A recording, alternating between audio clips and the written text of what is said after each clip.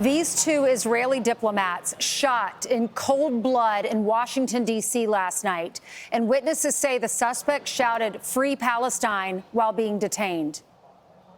That's when he reaches into his bag and pulls out a keffiyeh and says to me, "I did it. I did this for Gaza." And then he starts shouting, "Free, free Palestine." It's really just a shame that an event trying to bridge gaps between different religions and trying to find humanitarian solutions was, you know, ruined by a murderer who decided to take out his radical views on two innocent lives. Let's bring in U.S. Ambassador to Israel, Mike Huckabee. He joins us live from Jerusalem. Ambassador, your thoughts about what's going on in the country you left behind, but the one you represent also in a country that's under fire. How's those murders being received in Israel? People here in Israel are devastated, Brian. It is a disheartening act that happens in the U.S. nation's capital. I think everybody is just in shock. I got a call early this morning, Jerusalem time, from Pam Bondi, the Attorney General. She was at the scene. She gave me a brief on what was going on. I've spoken with the foreign minister.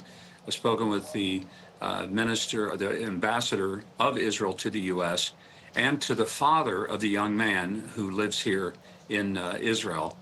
The tragedy is that they were expecting to be engaged, to be married next week here in Israel. They had already bought the ring. They were coming to Israel to seal their engagement.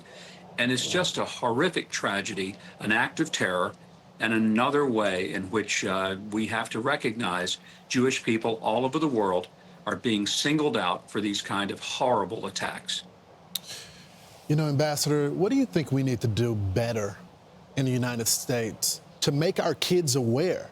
I mean, I was talking to one of my buddies who's a former Green Beret, and he was mortified when he found out his daughter was out there protesting. He goes, I fought against these radical Islamists overseas, and now my daughter is parenting. I didn't raise her that way.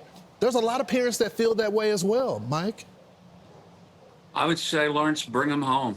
If you've got kids in some Ivy League school and you're paying a fortune to have them on the campus screaming, yelling, and saying ridiculous things like "from the river to the sea," which most of these kids have no idea what they're asking for, if they're out there supporting the savages of Hamas, I'd say call them, tell them to pack up their things and get home. They're going to get a hard labor job until they do a little history search and find out exactly what they're protesting and what they're protesting for.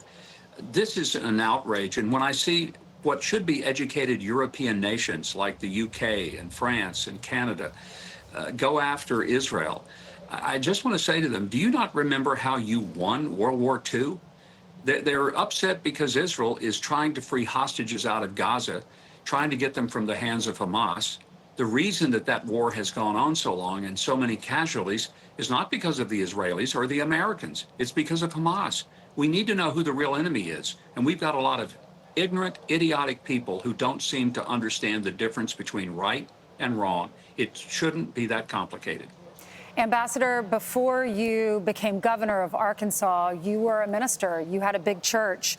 And we interviewed Mark Levin earlier, and he said when you hear Free Palestine, that means destroy the Jews. He says, but let me tell you something. That's never going to happen. The Persians couldn't do it. The Romans couldn't do it. The Babylonians couldn't do it. And Hitler couldn't do it. What does God say about the Israeli people? Well, he made his decision 3,800 years ago when he told Abraham that they would be a people unto himself in a land unto themselves. And for that length of time, there have been those who have tried to crush them and kill them and annihilate them. Right now, they're under threat. All of us who live here are under threat. I just came out of the shelters 3 hours ago from a Houthi missile that was fired toward Jerusalem. Thank goodness an Arrow rocket was able to intercept it and keep it from coming down on top of us. But it's something you live with every day here. And most people in the world have no idea that Israelis wake up every day knowing that there are Iranian proxy groups trying to kill them.